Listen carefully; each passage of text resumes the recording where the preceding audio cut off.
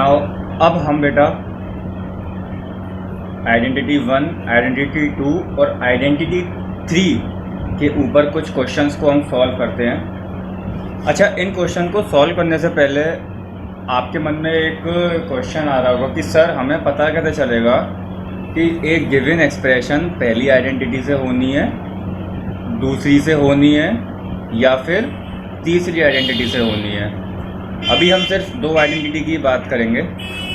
तो बेटा इसको पहचानने का एक तरीका है, ध्यान से सुनना इसको, कि जब आपको एक एक्सप्रेशन गिवन होगी, तो उस एक्सप्रेशन में डेफिनेटली 3 टर्म्स होंगे। कितने टर्म्स होंगे? सबसे पहली चीज़, उस एक्सप्रेशन में 3 टर्म्स होंगे, 1, 2 एंड 3। फिर एक चीज़ तो कंप्लीट हुई।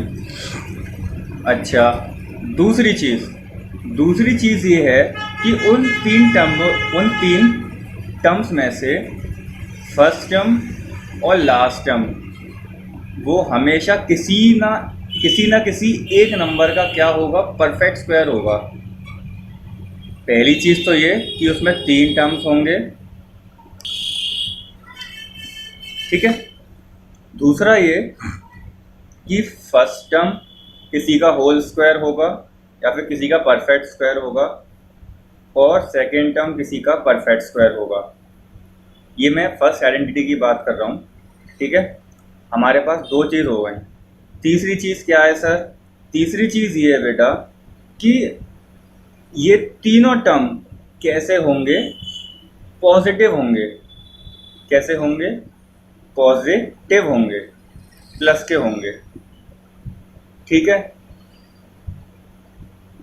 तो आइए इन 3 चीज़ों को ध्यान में रखते हुए हम एक क्वेश्चन सॉल्व करते हैं जो कि फर्स्ट आइडेंटिटी पे बेस्ड है, ठीक है। अब देखें, ये हमारे पास पहला क्वेश्चन है। एक्सप्रेशन एल्जेब्रिक एक एक्सप्रेशन कह लो या आप इसको एक पॉलिनोमियल कह लो। तो ये पॉलिनोमियल में हमारे पास सबसे पहली चीज़ कितने टर्म्स हैं? आप देख रहे होंगे यहाँ पे 3 टर्म्स हैं, 4x² प्लस 2xy प्लस का 9y², ठीक है। दूसरी चीज़ हमें ये पता करनी है, चलो पहली चीज़ हमने पता कर ली कि यहाँ पे 3 टर्म्स हैं, ठीक है। दूसरी चीज़ क्या थी हमारे पास कि फर्स्ट टर्म और लास्ट टर्म क्या होना चाहिए? एक परफेक्ट स्क्वायर होना चाहिए। चलो एक बात बताओ बेटा मुझे कि मैं 4 को क्या लिख सकता हूँ? आप कहोगे सर आप 4 को 2 × 2 लिख सकते हो, या मैं इसको 2 का स्क्वायर भी तो लिख सकता हूँ, 2 to the होल स्क्वायर, ठीक है। मैं 9 को क्या लिख सकता हूँ? 3 × 3 या 3 का स्क्वायर, ठीक है। अच्छा चलो ये चीज़ तो क्लियर हुई। एक बात बताओ बेटा मुझे, अगर आपके पास कहीं पे दे दिया जाए 4a to the whole square, तो इसका मतलब क्या होता है?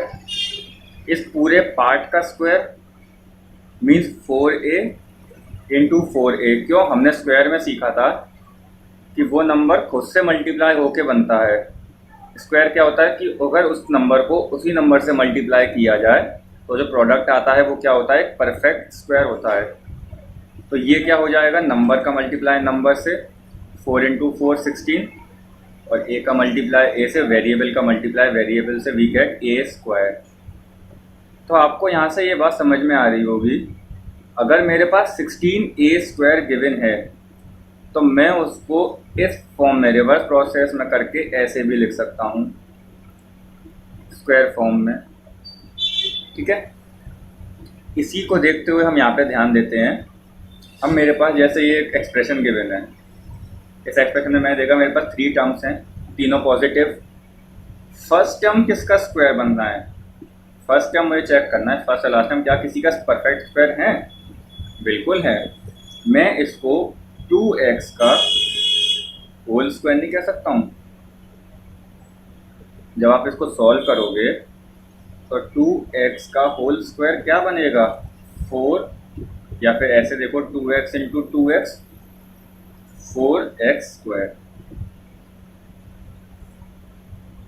ठीक है। अभी बीच का मैं छोड़ देता हूँ।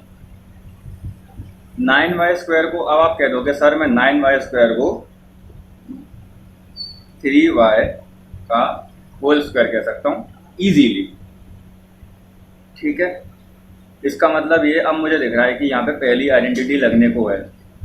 अब बीच का टर्म कैसे आएगा? अगर आपको आइडेंटिटी अच्छे से थॉरोली याद होगी तो आपको याद होगा कि a square a to the whole square plus 2ab plus b to the whole square.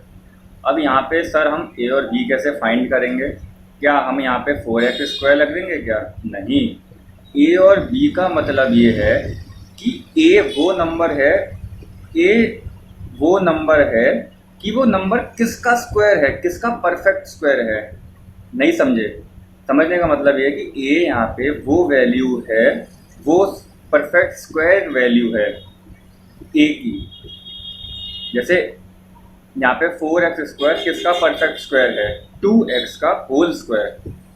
2x to the whole square means यहाँ पे ये 2x क्या दर्शा रहा है कि ये एक वैल्यू है a की,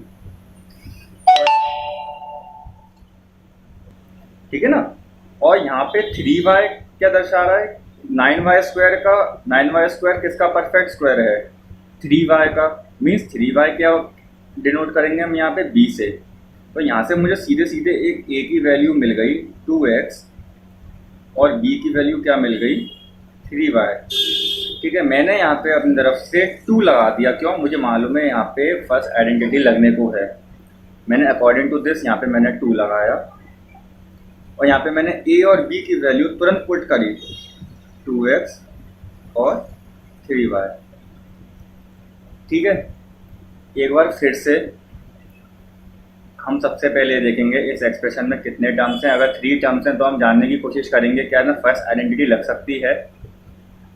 फर्स्ट आइडेंटिटी के लिए फर्स्ट टर्म और लास्ट टर्म किसी का क्या होना चाहिए? परफेक्ट स्क्वायर होने चाहिए, वो भी हैं। 2 चीज़ तो कंप्लीट हो गई। तीसरी चीज़ तीनों टर्म पॉजिटिव हैं, ये भी complete. That means first identity definitely लगेगी।